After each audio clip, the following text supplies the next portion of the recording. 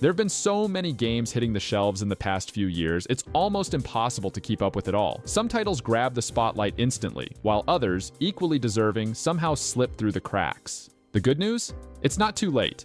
These games are still out there, waiting to be played. So if you're looking for some overlooked gems, this video is for you. And hey, I noticed most of you watching aren't subscribed, like 95% of you. If you end up finding this video helpful, don't forget to hit that subscribe button. It really helps out. Okay, let's start this list right away. Daniel! Daniel, is that you? Administrator Hayes, where are you going? Let's kick off with Aliens Dark Descent. Aliens Dark Descent does this thing where it hits all the right notes, but never quite made that mainstream buzz everyone expected. You know how some games are packed with strategy elements, but still capture that tense action vibe? That's kind of the genius of Dark Descent. It dives into tactical, real-time gameplay, not slowing things down to the point of losing that fear factor, but it keeps you thinking on your feet. Every squad member you command is undeniably human. Throw them into an impossible situation and there's real, lasting consequences. The real kicker? Each mission has a weight, like if you lose a teammate, that's done. Permanent. It isn't one of those rinse and repeat strategies in other strategy games. Then they got the atmosphere, like down to a T, venturing through dimly lit space corridors, knowing xenomorphs are around, dials up the tension without relying too much on jump scares. It borrows from the films, sure, carries that same kind of dread mixed with tactical precision, only now you're controlling the dread. A huge deal is how it plays. Nothing lazy about it. It keeps you thinking, planning, adapting. With such a strategic backbone, you're not just blasting xenomorphs, but building constant tension through the choices you make. There's something satisfying about holding ground against a swarm, then realizing reinforcements might be miles away. It never sold like it deserved to given how much depth is stuffed into it, and yet, if you throw yourself into it, it totally manages to hold you by the collar the whole way through. All those systems working in tandem go a long way in giving the Aliens franchise a fresh, tactical spin.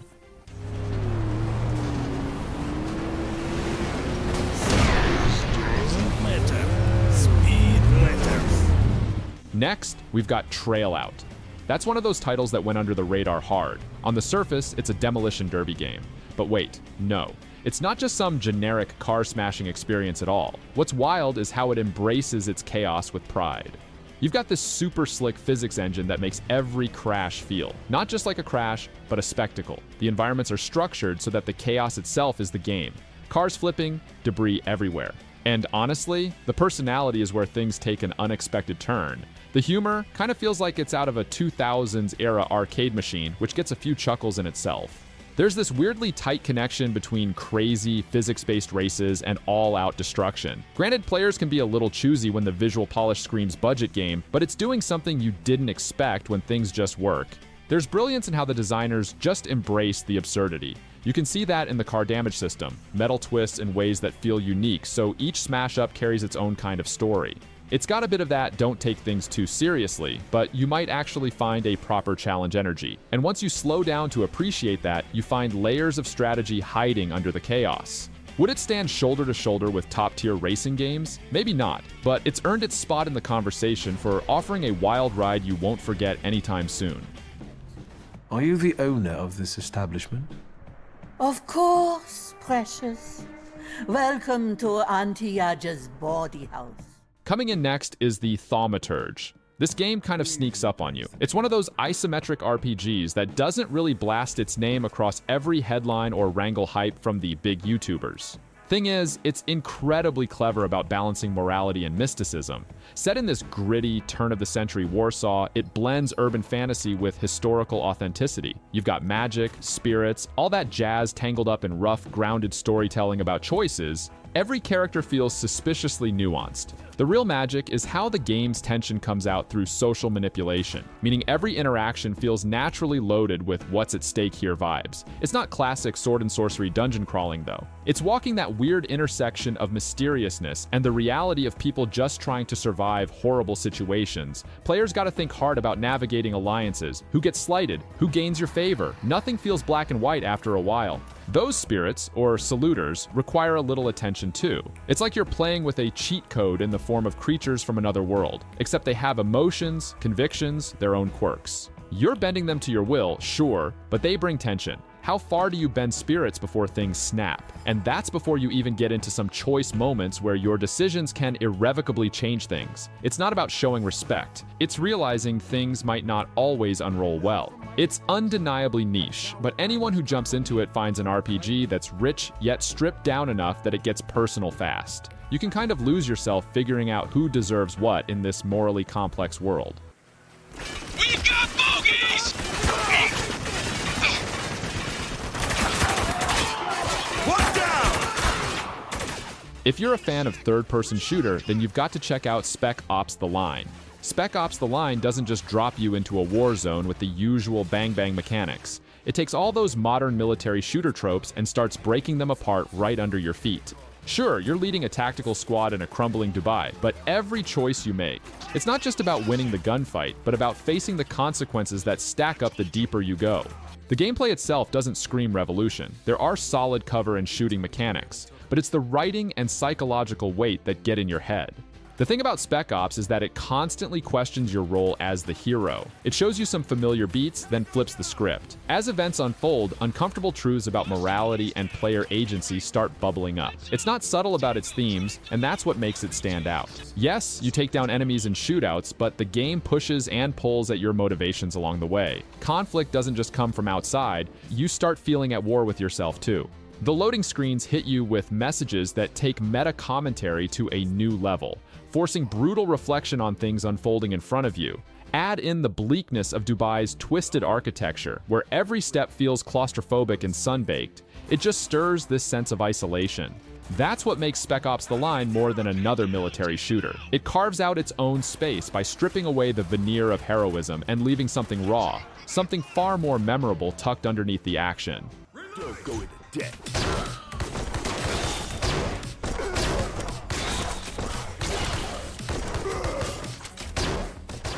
Next up is Mullet Mad Jack. Mullet Mad Jack. It's that kind of game that doesn't take itself seriously at all. You're thinking fast-paced, explosive run-and-gun chaos wrapped inside a shell of 80s cheese. What you get here isn't a glossy AAA experience. It's raw fun. Just pure, uncut mayhem where everything kind of feels purposefully over the top.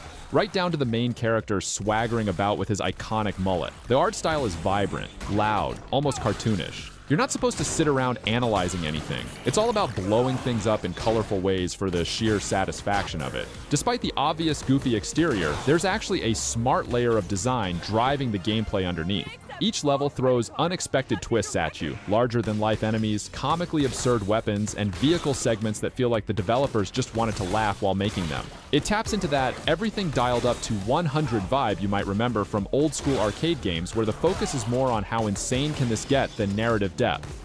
Combat is frenetic with a no-holds-barred approach, using every weapon literally as recklessly as possible. The aim? To have fun while things constantly explode around you. The difficulty curve gets ramped up real quick. One moment you're laughing at some absurdity, and the next you're getting crushed by enemies if you're not quick on those reflexes. It's wild how this game frames its challenge without sacrificing the kickback good time vibe of wreaking havoc. A game like this, it doesn't belong in critical debates about high art, but that's exactly why it deserves more attention. It's unapologetic about delivering fast-paced, screaming entertainment. None of you will leave here alive. Moving on to Prince of Persia: The Lost Crown. Going from the older Prince of Persia games, you'd expect high-flying acrobatics with a time-bending twist, right? But then there's The Lost Crown, and it goes full-on action platformer, leaving behind the Sands of Time theme that fans loved. But get this, it's not that the game forgot its roots, it just reimagined them. The character in Lost Crown feels more fluid than ever, blending fast-paced combat with tight platforming. The result is an experience that manages to hold its ground against modern action platformers in ways that are hard to ignore if you give it a shot. There's a strength in The Lost Crown that might surprise players, mostly in how it strips down Prince of Persia, focusing not only on precise movement, but weaving in puzzle-like designs that demand pinpoint timing. This is all happening while keeping dodges, parries, and counters central in combat. The smoothness of stringing together leaps, flips, and swings with swordplay feels approachable but layered. You've got your classic combo attacks, weaving through enemies darting at lightning speed, with that modern developer polish baked into it. People were maybe expecting some grander narrative continuation or even a major overhaul in setting. But when you let go of those preconceived notions, what shows up speaks for itself. A return to Metroidvania-style navigation, tracing back routes and facing new, mechanically challenging platforming segments, starts showing why it deserves a place among standout action-adventure games. Where it lacks in headline-grabbing novelty, it stacks up depth. Whether it's figuring out how to outthink enemies or acing traversal time challenges, Lost Crown doesn't fumble. It tightens the formula in unexpected ways. I was finally able to fix your fist. Stop messing around with it. It's just a piece of scrap now. Scrap? I might not be able to repair the entire armor, but the fist at least. Another solid entry on the list is Fist Forged in Shadow Torch. Forged in Shadow Torch does that Metroidvania thing where you get sucked into its world through a mix of fluid combat and detailed exploration. At first glance, you're thinking another anthropomorphic animal hero in a diesel punk world, right? But the deeper you go, the more it reveals layers of complexity. Every encounter feels like a puzzle piece falling into place. It's not just about smashing through enemies with that massive mechanical fist, but learning how to combine moves, unlock abilities, and retrace your steps to find hidden paths you missed along the way. The world of Torch City has this grimy industrial feel mixed with a touch of oppressive dystopia, and you're constantly moving through it with a sense that everything is interconnected. Verticality plays a big role in how you approach enemy encounters and exploration. The map design encourages curiosity, so whenever you unlock a new ability or weapon, there's that satisfying moment reflecting classic Metroidvania vibes. Add in the combat. It's not just about whacking things to pieces. Each weapon, whether it's your fist, drill, or whip, brings a distinct playstyle, forcing you to constantly switch things up. You've got to juggle quick reflexes with combos that feel right out of a brawler. It creates this fast-paced dance of mechanical brutality, which keeps you on your toes, never letting you fall into patterns of repetitive fights. This game may have flown under the radar for some, but anyone digging deep into Metroidvania fans should feel what it brings to the table. Tight exploration and tactile action, wrapped in a dystopian world you can't help but soak in. We need to find your essence so we can defeat Typhon. Do you know where it is? No? Here's another one that has flown under the radar, Immortals Fenyx Rising. Immortals Fenyx Rising might have flown under most people's radar partly because it dropped in a wave of big releases, but it's got this quietly fun mix of Greek mythology with modern, light-hearted storytelling. You've got gods throwing banter around, vibrant visuals, and an open world that feels packed full of unique spots and gameplay loops, mostly focusing on puzzles that will keep you busy for hours. The first thing you'll notice jumping into Fenyx is just how gorgeous the world looks. Bright, colorful landscapes mixing lush forests with mystical ruins. There's something really satisfying about how the game balances freedom of exploration with challenges that encourage you to stop, look around, and engage. Whether it's a tricky mountain climb or gliding over canyons, it never feels boring. Even the environment becomes part of the gameplay. Traversal is super well done. You're not just running around, you're flying through the air with wings, dashing across plains, scaling cliffs, all while riding mounts. It brings that familiar style of open-world exploration, kind of like Breath of the Wild, but with its own spin on it that's less serious and a bit more goofy. Speaking of Breath of the Wild vibes, the environmental puzzles take center stage, and the game leans heavily into these different puzzle types scattered across the map. Some involve manipulating objects, others test your timing and platforming skills, but they all feel like a fresh pace breaker between combat areas. And when it does throw you into combat, it's fast, skill-based, with huge combos available across different weapons. You get your sword for light attacks, an axe for heavy slams, and even godly powers to bring into the mix. Add some stamina management and aerial acrobatics, and it's surprisingly deep for a game with such a light-hearted tone. It genuinely has its own identity, blending humor, myth, and creative world building, even if it got overshadowed at launch. Oh, hey, before you go, I can see the bloodlust in your eyes, you know. It takes one to know one. So here's some friendly advice, free of charge. If you're seeking scum to slay, you'll find bandits near the local mania. It's worth visiting if you haven't already. Coming in next is Tainted Grail: The Fall of Avalon. Developer Questline takes the Arthurian legends you know and drenches them in dark fantasy, creating a broken, cursed world that feels far removed from its heroic myths. Instead of knights in shining armor, you're navigating a shattered version of Avalon, where the once glorious world is now in ruins, plagued by twisted magic and moral decay. This is an open-world first-person RPG that pulls in familiar elements from classics like Skyrim, with exploration at its core. But Fall of Avalon isn't your typical high fantasy adventure. Every corner of its world is dripping with atmosphere. Combat's a key part of the experience, but flows naturally with the RPG systems in place. You can approach fights in countless ways, whether you prefer pure melee combat, ranged attacks, or tapping into the land's dark magic. Character progression is flexible, allowing you to make builds tailored to your playstyle, and it invites experimentation. The biggest hook is how unpredictable the world is. NPCs have layered stories, and quests often present choices that aren't just black and white. Fall of Avalon takes that deep lore from the Tainted Grail universe and turns it into a more immersive and exploratory RPG, taking the dark tale of Arthurian legend to new, twisted heights. Perfect for anyone looking for something darker and grittier in the open-world genre. Let's take him out!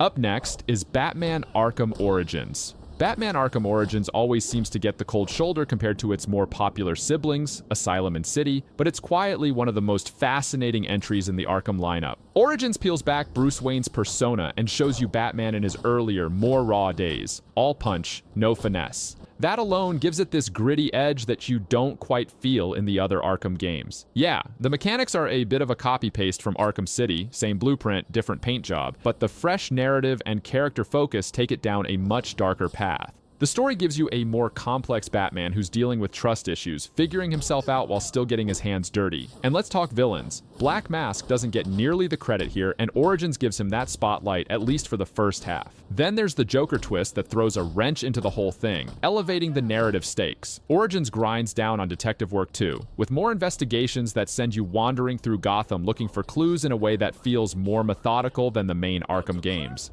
Plus, those brutal boss fights? Bane feels absolutely terrifying, way beyond being just a big brute. His fights in Origins build more tension than most others in the series, almost like a chess match where each move matters. It's all framed around a Gotham we haven't seen like this before. Snow-covered, quieter, more industrial. Origins feels like it got lost somewhere along the way between Asylum and City, and that's strange when you realize it's tackling some of the most complicated sides of Batman's psyche. It's got layers the series often glides past, making it the underrated black sheep of the Arkham family.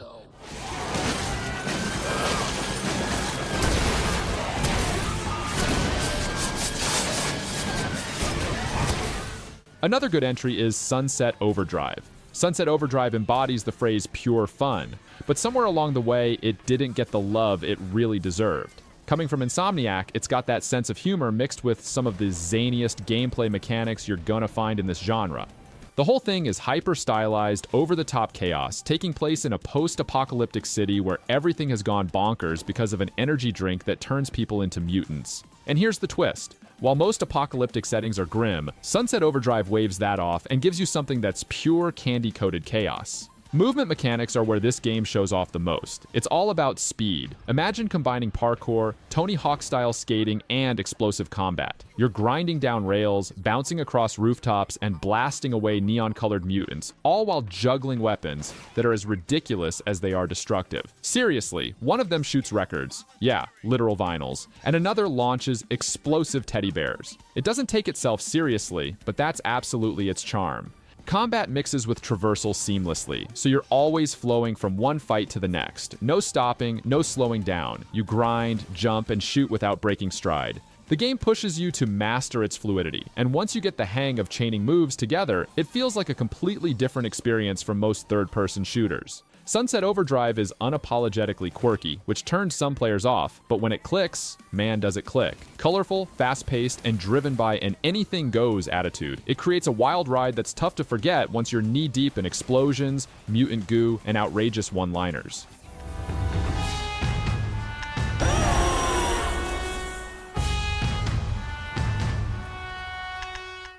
Set in a world that's rich with ancient lore and gritty conflict, there's something immediately captivating about the way Zoria approaches party management. It's not just the typical, here's your crew, go fight formula. Every character you recruit feels essential, each bringing their own skills and quirks to battle. And the emphasis on choosing the right team for the right job ramps up the depth in ways that aren't always obvious at first. Exploration is satisfying too. While lots of tactical RPGs funnel you through big story arcs, Zoria lets you roam its open world and carve your own path. The world building doesn't just toss in typical medieval fantasy elements. Instead, it pushes a darker, more mystical side of things, where old, forgotten magic looms over the land. As you venture into dangerous territories, you're not just battling hordes of enemies, but balancing your resources and team's health. You're constantly thinking about supplies, exploring deeper into each region, figuring out if pressing forward is worth the risk.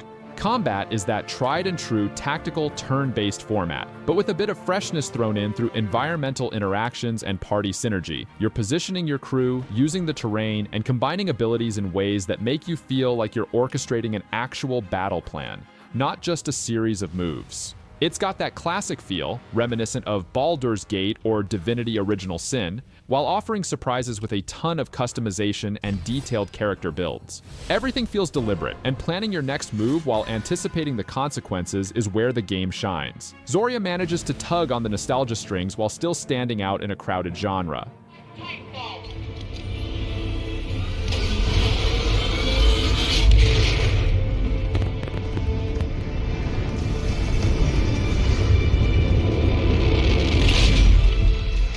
Next, we've got Titanfall 2.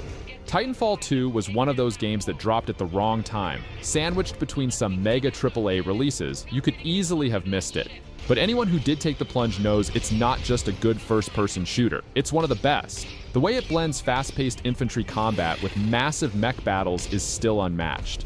The traversal system, wall running, double jumps, and that insane fluidity lets you navigate with such speed that firefights become more about balancing verticality and momentum than just lining up headshots. You're constantly thinking a step ahead, tuning into that rhythm of wall run, slide, shoot, and repeat. And then there's the campaign. While most people would expect a multiplayer-heavy focus from Titanfall, the single-player campaign here is a masterclass in pacing and variety. The storyline between pilot Jack Cooper and his mech, BT-7274, is emotional in ways you don't expect from a Titan-based shooter. Throw in level design that constantly evolves. Remember that standout mission where you shift between past and present at the touch of a button? Genius. The multiplayer is incredible too. Each map is designed to make use of both ground troops scrambling around tight corners while Titans stomp around in the distance. Nothing quite rewards skill-based movement like sneaking your way past a hulking Titan only to rodeo it and destroy it from within. Titanfall 2 deserved more attention than it got, largely overshadowed by larger franchises at launch, but if people missed out, they missed what's easily one of the most complete, unpredictable first-person shooter experiences out there. You got it. Too goddamn easy. Coming in next is Gears Tactics. When Gears Tactics launched, people weren't sure if the Gears of War universe would mesh well with a turn-based strategy setup. But here's the thing, it works, and it works brilliantly. Instead of traditional run-and-gun shooting, Tactics slows it all down, stretching your decision-making across tense, methodical battles. Each move feels like a chess piece in a brutal war zone, where cover means everything, and every turn could shift the fight dramatically. It holds true to the core identity of Gears of War: blood, grit, and conquering terrifying enemies, just in a very different way.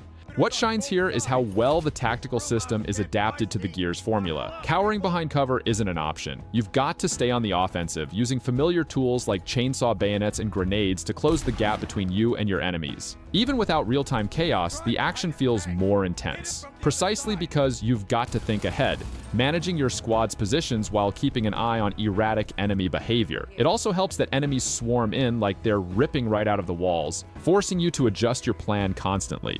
The customization is deep too. You aren't just tweaking guns. Every squad member you recruit is decked out with skill trees, gear, and abilities that let you play the way you want. The back and forth of adjusting those abilities mid-campaign brings a lot of replayability, especially when you face off against some truly tough boss encounters. It pulls off those larger-than-life fights in a way that's rare for strategy games, adding a cinematic flair to matches. Without question, Gears Tactics deserves more eyes on it from both Gears fans and tactical strategy players looking for something muscular and fresh.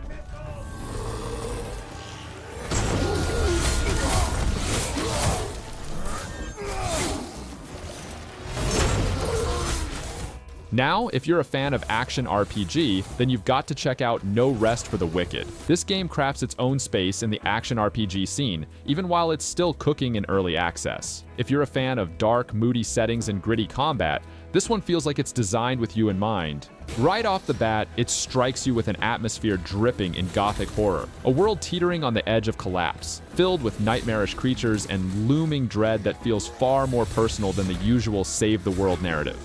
There's this almost haunting beauty to the way the environments are crafted. Sprawling cemeteries, shadowy dungeons, decaying towns filled with lurking threats. It really grabs onto that grim fantasy look and doesn't let go. Gameplay-wise, this game embraces that high-octane, loot-chasing action, but it gives you more control than your average hack and slash. Each battle matters. There's no mindless button mashing here. You find yourself darting around the battlefield, carefully timing your skills and dodges while the enemies throw unpredictable attacks your way. It's fast, dynamic, and brutal, but with that rewarding sense of having just enough tools in your kit to come out on top. Every fight feels personal, like a duel even when it's against mobs, because positioning and skill use are pivotal. Then there's the progression, which, even in its early stage, is flexible and fun to tinker with. Skills branch out in unique ways depending on how you want to approach combat, letting you mix up different playstyles regularly without feeling locked into one path. Combine that with a relentless hunt for loot, and the hours start melting away as you push deeper into the Wicked world. Even now, as it's still unfolding in early access, you can sense No Rest for the Wicked is laying down strong roots. Roots that could sprout into something truly special in the action RPG landscape.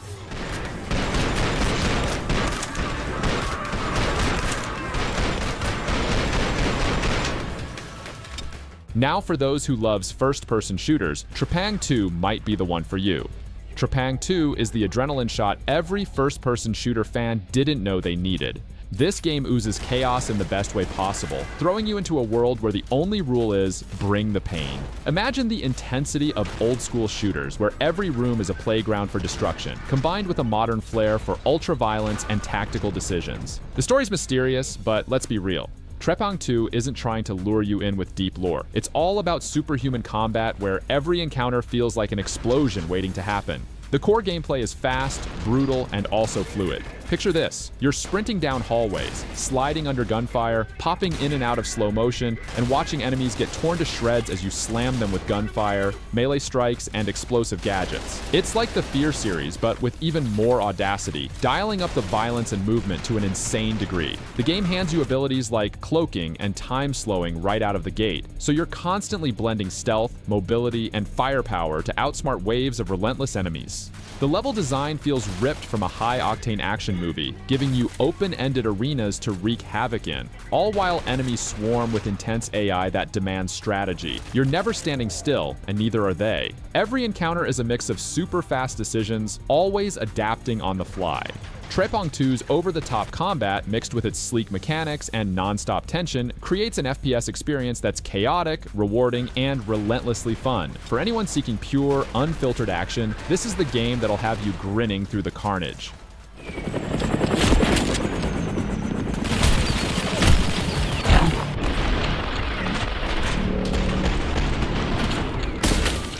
Another solid entry on the list is Maximum Action. Maximum Action takes over the top and ramps it up past levels you didn't realize you wanted. This isn't just your run-of-the-mill first-person shooter. It's a playground for ridiculous, overblown action sequences. What immediately pops out about this game is how it gives you total freedom to create these insane set pieces straight out of a John Woo film or 90s action flick. You're diving in slow motion, wielding guns akimbo, blowing enemies out of windows. You're in a literal endless loop of self-made action movie moments. It's not trying to be sleek or even remotely polished like more AAA shooters. Maximum Action is rough on purpose, leaning into that early 2000s ragdoll physics mayhem. Enemies fly through the air like they're made of paper, and there's this weightlessness to everything that makes it feel more like you're playing in a dream than an actual grounded environment. The moment you hit a slow-mo dive and obliterate a room full of enemies, you kind of get what this game is all about. The levels themselves act more like interactive toy boxes. They're giving you all the tools to craft your own ridiculous, explosive chaos. There's no real narrative to sink into, but that's part of the charm. The appeal of this game is in the moments where you're completely immersed in the physics simulation, crashing through glass, slow motion headshots ringing out, and bodies piling up. It's all adrenaline, all the time, a power fantasy that's stripped of anything that might slow it down. Whether you're reliving that arcade-style shooter nostalgia or just in the mood for some mindless bullet-flying fun, Maximum Action totally nails what it's going for. Pure, unfiltered action that you shape yourself. It is! It's the little Count of the Carburetor. Oh, who could forget that whimpering? And the devious suckling face. In a genre filled with big-name open-world games, Mad Max somehow slipped through the cracks despite having a seriously robust world and a combat system that's earned a lot more praise than it got. The game's take on the post-apocalypse doesn't just capture the dusty chaos of the wastelands, it lives in it. You're tossing yourself into the role of Max in a desolate world where it's you against pretty much everything. The story's minimal, sure, just enough to throw you into the carnage where the real stars are the combat and the car chases. And man, those car chases. Driving the Magnum Opus, your highly customizable vehicle, through the dusty, sun-scorched wasteland is at the core of the game's pulse. Vehicle combat comes with a real weight to it, especially when you're ramming raiders off the road, launching harpoons at their rides, or blowing them apart in a whirlwind of explosions and sand. The build-your-own car mechanic is great for tinkering too. Whether you're tricking it out with better armor, weapons, or adding to its sheer destructiveness, it's always rewarding to take it out after every upgrade and unleash it on the open roads. Then there's the on-foot melee combat. It borrows heavily from the Arkham formula with simple, rhythmic strikes and counters, but adds in a gritty brutality. Combat doesn't just feel fluid, it feels weighty, like every punch, kick, and gut punch matters. While it's easy to get lost in the big open world stuff, Mad Max's more focused design, forts, outposts, encounters with roving raiders, grinds down on what survival in this kind of future could feel like. It's rough, it's dirty, and somehow, despite not getting top billing when it came out, it brings a kind of post-apocalyptic sandbox that's tailor-made for those who love scavenging, upgrading, and diving into destructive chaos.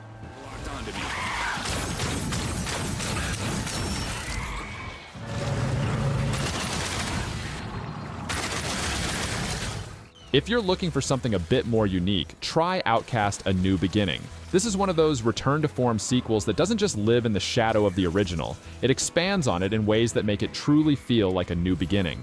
If you played the first Outcast back in the day, you probably remember its ambitious open-world setup, a bit clunky with its voxel-based graphics, but ahead of its time in so many areas. This sequel takes everything people loved about the original and dials it up while bringing modern sensibilities into the mix. Now, the world of Adelpha feels alive in ways that players could only have imagined back in '99. Lush environments stretch out, totally explorable with this deep sense of immersion.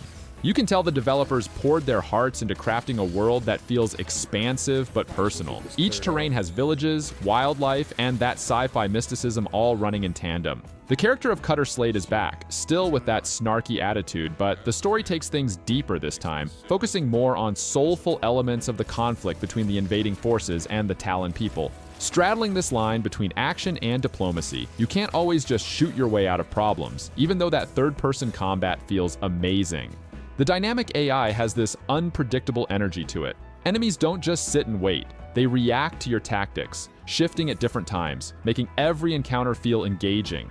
Environmental puzzle solving remains front and center, just as it was in the original, rewarding players who slow down and take in the details. The open world isn't just there for show. Every nook and cranny has a surprise or a secret that brings you something new, be it lore or just an unexpected visual delight. It's the kind of game that feels like it's got soul underneath all that polish, and for a sequel to a cult classic, that's saying something. Whether or not you've played the original, A New Beginning deserves attention just for how it brings its futuristic world to life with heart.